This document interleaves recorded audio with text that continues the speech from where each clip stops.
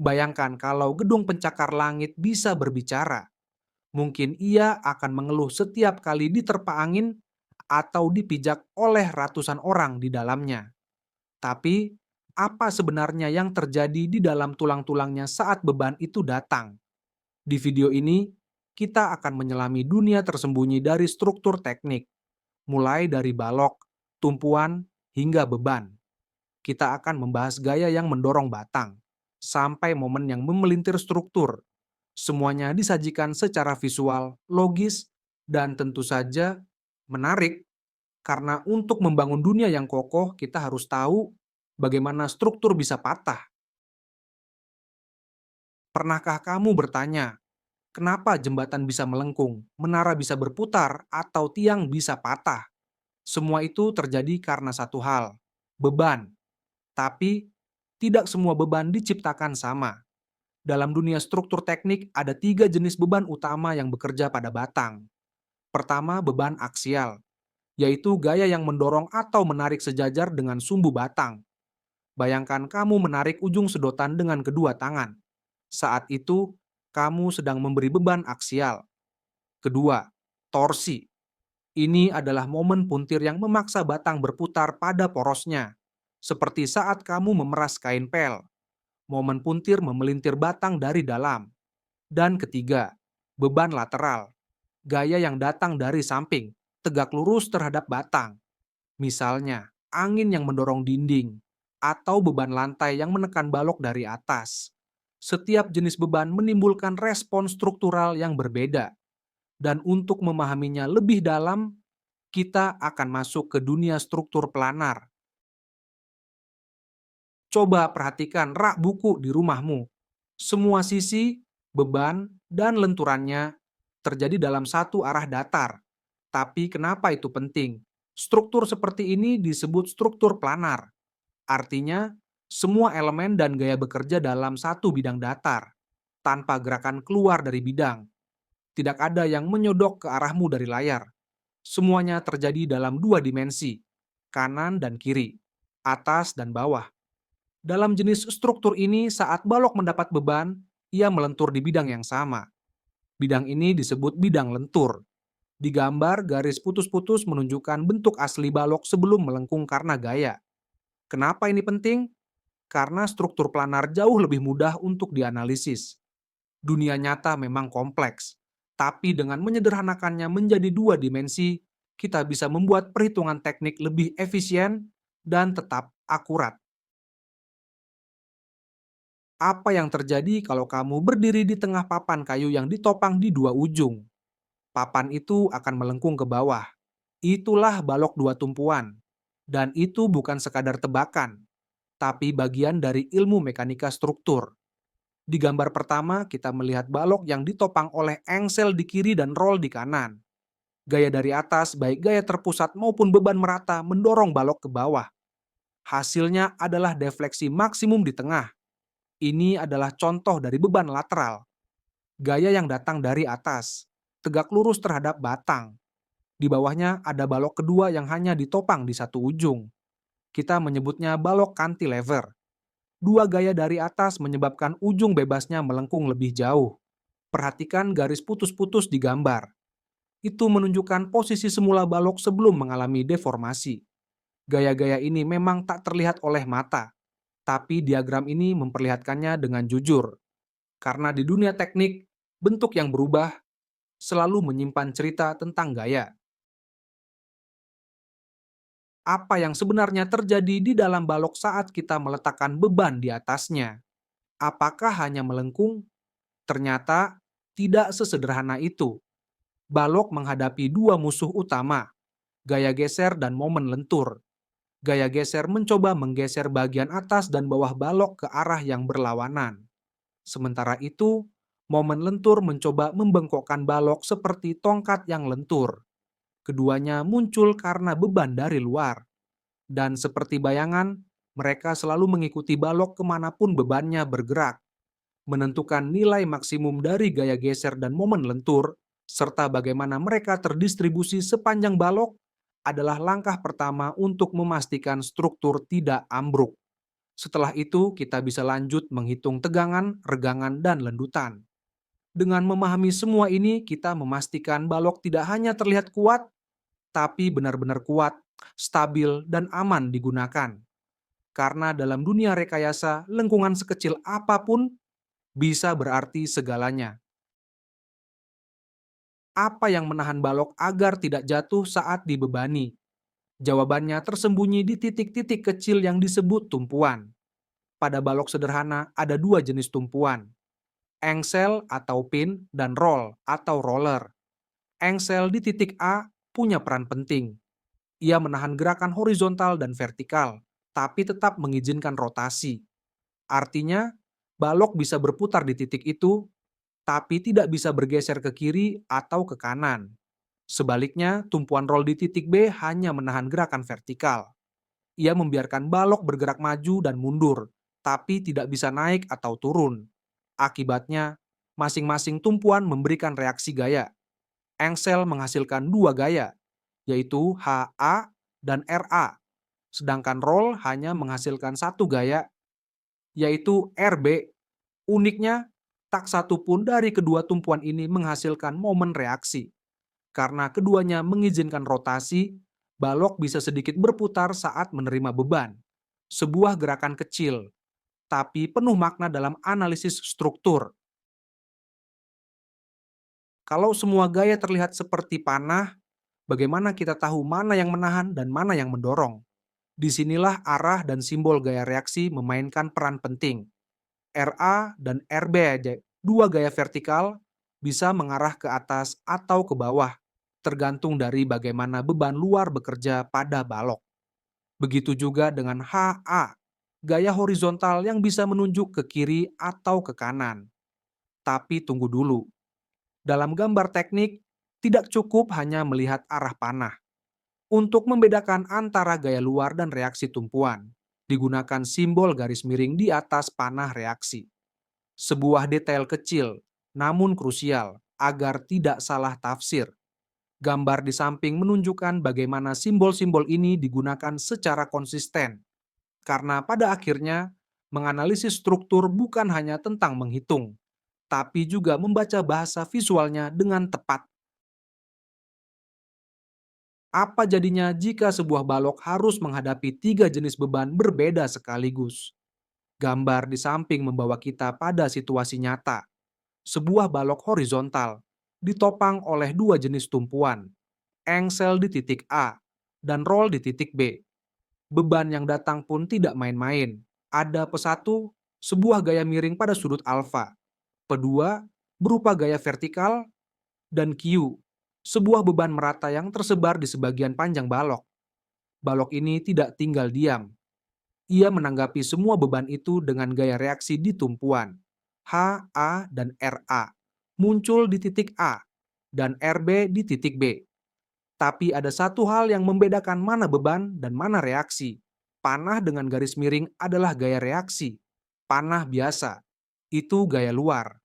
Ilustrasi ini adalah jantung dari analisis struktur. Karena sebelum kita bisa menghitung gaya geser atau momen lentur, kita harus tahu dulu apa yang sedang dihadapi oleh balok ini. Apa yang terjadi jika ujung balok dipasang mati, sementara ujung lainnya dibiarkan bebas? Kita sedang melihat balok cantilever, jenis struktur yang hanya memiliki satu tumpuan di ujungnya, yaitu tumpuan tetap. Di titik ini, balok tidak bisa bergerak ke kiri, ke kanan, ke atas, ke bawah, bahkan tidak bisa berputar. Semua gerak dikunci oleh tiga reaksi, HA untuk gaya horizontal, RA untuk gaya vertikal, dan MA untuk momen reaksi. Sebaliknya, ujung bebas di sisi lainnya tidak memiliki tumpuan sama sekali. Ia bebas bergerak dan berotasi. Tipe struktur seperti ini sering muncul dalam kehidupan sehari-hari. Contohnya, tongkat selfie yang kamu pegang hanya di satu ujung. Ia menyangga beban, tanpa bantuan penopang di ujung lainnya. Dalam rekayasa struktur, balok cantilever adalah contoh sempurna. Bagaimana satu titik tumpuan bisa menciptakan kesetimbangan total terhadap beban. Apa jadinya jika sebuah balok cantilever tidak hanya menahan satu gaya, tapi kombinasi dari beban miring dan beban menyebar? Gambar di samping menunjukkan situasi itu. Di sisi kiri, balok ditahan oleh tumpuan tetap yang menghasilkan tiga gaya reaksi, H, A, RA, dan MA. Sementara itu, di sisi kanan, yang dibiarkan bebas, bekerja gaya miring petiga, serta beban segitiga yang naik dari Q1 ke Q2, sepanjang panjang B. Semua beban ini diarahkan ke bawah. Visual memperlihatkan dua jenis panah. Panah tanpa coretan, menunjukkan gaya luar, dan panah dengan coretan miring, menandai gaya reaksi di tumpuan. Di ujung kiri ada juga panah melengkung, simbol dari momen reaksi. Dengan semua ini, kita bisa menganalisis bagaimana kombinasi beban yang kompleks mempengaruhi struktur cantilever, menciptakan tegangan, momen, dan gaya geser yang berubah-ubah sepanjang panjang balok. Coba pikirkan meja makan dengan ujung yang menggantung di udara tanpa penopang. Itulah konsep dasar dari balok overhang. Dalam gambar di samping, kita melihat balok yang ditopang oleh engsel di titik A dan roll di titik B. Antara A dan B, balok bertindak seperti balok sederhana. Tapi dari B ke C, balok menjulur tanpa tumpuan. Bagian ini disebut overhang. Menariknya, meskipun bentuknya menyerupai cantilever, segmen BC tidak menghasilkan momen reaksi. Itu karena tumpuan di B masih mengizinkan rotasi. Jadi overhang bukanlah cantilever sejati. Konsep ini penting untuk dipahami saat merancang struktur seperti kanopi, balkon, atau rak gantung, yang sering memakai sistem overhang seperti ini. Pernah melihat papan yang menggantung melewati meja tanpa disangga di ujungnya? Sekarang, mari kita lihat bagaimana itu divisualisasikan dalam teknik struktur. Gambar ini menunjukkan balok horizontal dengan tiga titik penting, A, B, dan C. Di titik A ada engsel dan di B terdapat roll. Kedua tumpuan ini menopang balok. Segmen B ke C memanjang keluar tanpa tumpuan. Itulah bagian yang disebut overhang. Ada dua jenis beban yang bekerja di sini. Gaya terpusat P4 berada di antara A dan B, dan momen EM1 yang diterapkan di ujung C ditunjukkan dengan panah melengkung. Panah dengan coretan miring menunjukkan gaya reaksi dari tumpuan, sedangkan panah tanpa coretan menandai gaya luar. Gambar ini sangat berguna untuk menganalisis bagaimana sistem gabungan antara balok sederhana dan overhang merespons beban dan momen. Ini adalah contoh klasik bagaimana teori dan visual bekerja bersama untuk membantu kita memahami struktur yang kompleks. Apa yang membuat gambar teknik begitu efisien? Salah satu jawabannya adalah simbol. Saat menggambarkan struktur seperti balok, para insinyur tidak perlu menunjukkan baut, las, atau detail fisik lainnya. Mereka menggunakan simbol konvensional, sederhana, tapi penuh makna. Simbol ini tidak menggambarkan bentuk asli tumpuan, melainkan fungsi mekanisnya dalam menahan gerakan. Ada tiga simbol utama, segitiga untuk engsel atau pin, lingkaran untuk roll, dan garis tebal penuh untuk tumpuan tetap. Simbol-simbol ini bukan untuk memperindah, tapi untuk menyederhanakan analisis gaya. Dengan kata lain, gambar teknik adalah bahasa visual yang ringkas dan tajam. Cukup satu simbol untuk mewakili seluruh karakteristik penopang struktur. Apa jadinya jika sambungan fisik dan simbol teknik tidak sepenuhnya sejalan? Bayangkan sebuah balok white flange yang dipasang ke dinding beton menggunakan baut jangkar. Sambungan ini cukup kuat untuk menahan gaya vertikal, tapi tidak cukup kaku untuk menahan gerakan horizontal maupun rotasi. Artinya, ia hanya membatasi satu jenis gerakan saja. Tapi, dalam gambar teknik, sambungan ini tidak digambar seperti bentuk fisiknya. Sebaliknya, ia disederhanakan dan diwakili dengan simbol roll, karena hanya fungsi itu yang relevan dalam perhitungan gaya. Inilah inti dari rekayasa struktural, menyederhanakan kondisi nyata menjadi model gaya yang bisa dianalisis secara logis dan efisien. Pernah melihat sambungan baja yang tampak kokoh, tapi ternyata masih bisa goyang. Di gambar atas, kita melihat balok profil I tersambung ke kolom profil I menggunakan pelat sambungan dan baut. Sambungan ini cukup kuat untuk menahan pergerakan horizontal dan vertikal. Tapi ternyata tidak cukup kaku untuk menghentikan rotasi. Balok masih bisa sedikit berputar. Karena itu, dalam analisis teknik, sambungan ini dianggap sebagai tumpuan engsel. Artinya, ia menahan gaya horizontal dan vertikal, tapi membebaskan momen. Hal ini ditunjukkan di gambar bawah dengan simbol khas engsel. Model seperti ini menyederhanakan sambungan nyata, tanpa mengorbankan akurasi dalam perhitungan struktur. Apa jadinya kalau sebuah tiang tak diberi kesempatan untuk bergerak, bahkan sedikit pun? Di gambar atas, kita melihat tiang logam yang dilas kuat ke pelat dasar, dan pelat itu sendiri dipasang kokoh pada pondasi beton.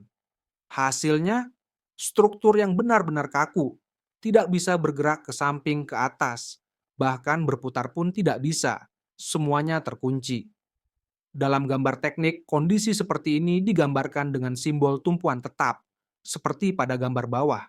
Simbol ini mewakili keadaan di mana semua derajat kebebasan ditahan, baik translasi maupun rotasi. Struktur seperti ini umum ditemukan pada tiang bendera, papan reklame, atau tiang penerangan jalan.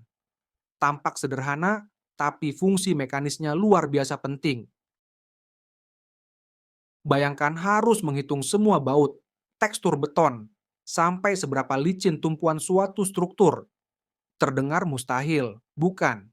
Itulah sebabnya, dalam rekayasa kita menyederhanakan dunia nyata menjadi model teknis ideal. Dengan cara ini, struktur yang kompleks bisa diubah menjadi sistem yang mudah dihitung secara matematis, tapi tetap mewakili kenyataan. Misalnya, tumpuan nyata dimodelkan sebagai engsel, roll, atau tumpuan tetap. Setiap simbol menyampaikan satu fungsi utama. Apakah ia membolehkan rotasi, menahan gaya horizontal, atau menolak semua gerakan? Walaupun model ini tidak sepenuhnya akurat, penyimpangan kecil bisa diabaikan selama struktur yang kita rancang tetap aman dan efisien. Karena pada akhirnya, yang kita cari adalah keseimbangan antara realita dan kepraktisan. Apa yang terjadi jika kamu berdiri di atas papan kayu panjang, sambil membawa ember berisi air, dan papan itu juga ditekan dari atas oleh angin? Jawabannya, struktur balok sedang bekerja keras. Dalam gambar ini kita melihat balok sederhana dengan dua tumpuan, engsel di titik A dan roll di titik B. Ada tiga jenis beban yang dikenakan padanya. Pertama, P1, sebuah gaya miring yang bekerja pada sudut tertentu. Kedua, P2, gaya vertikal yang menekan lurus ke bawah. Dan ketiga, Q, yaitu beban merata yang tersebar secara konstan di sepanjang sebagian balok.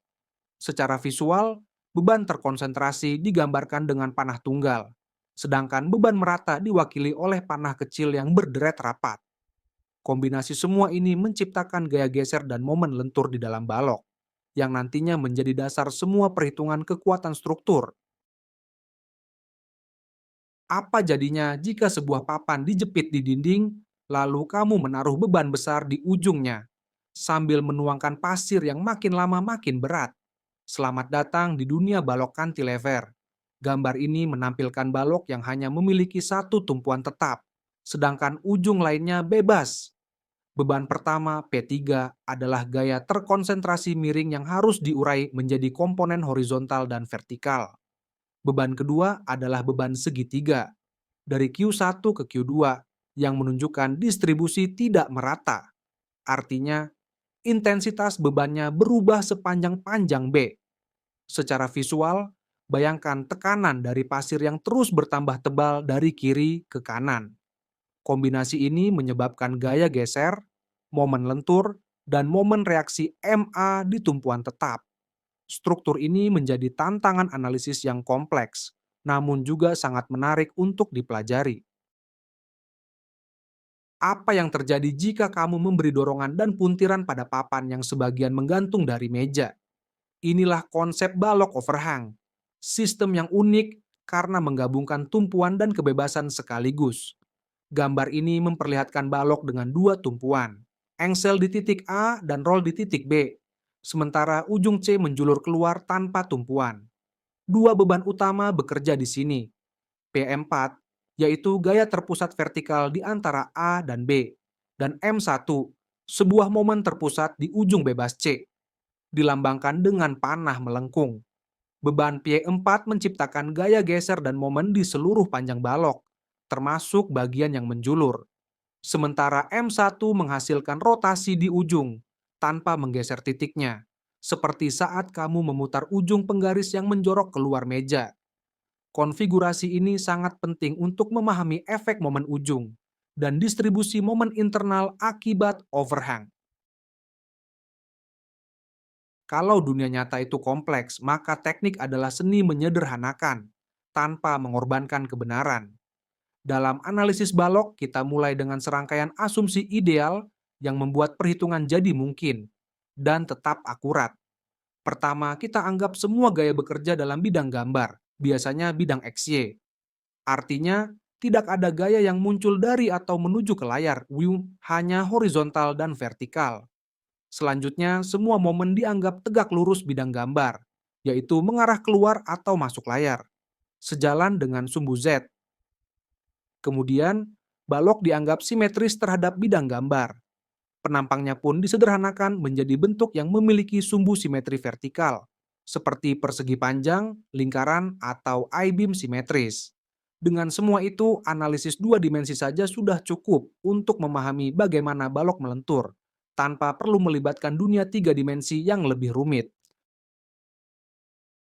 Dari beban aksial, torsi, hingga lenturan, yang diam-diam membengkokkan balok. Semua itu adalah bahasa yang dipahami oleh struktur teknik.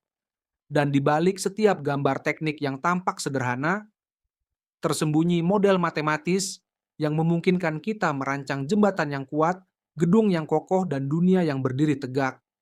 Dengan memahami jenis tumpuan, distribusi beban, dan asumsi dasar analisis, kita telah membuka pintu menuju dunia mekanika struktur, tempat di mana logika bertemu dengan kekuatan.